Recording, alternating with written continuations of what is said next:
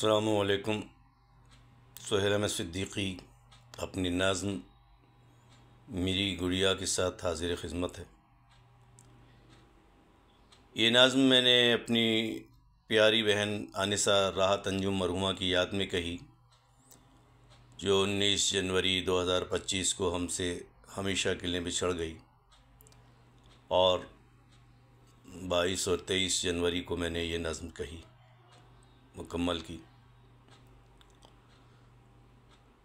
नज़्म पेश कर रहा हूँ। मेरी गुड़िया।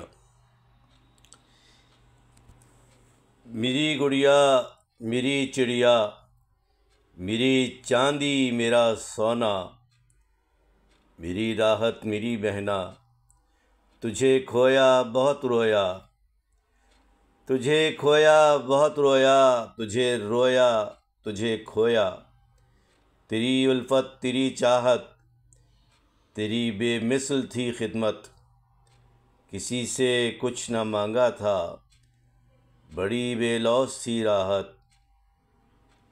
तेरे मरने के दिन कब थे, तेरे सोने के दिन कब थे,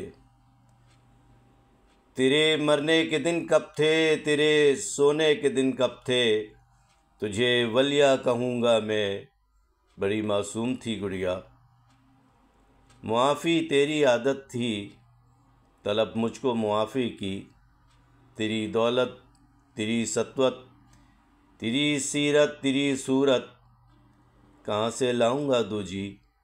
मेरी गुड़िया मेरी राहत, कोई तो मुझको समझाता, पलट कर कुछ नहीं आता, मेरी किस्मत ने था रोना, तुझे खोया तुझे रोया।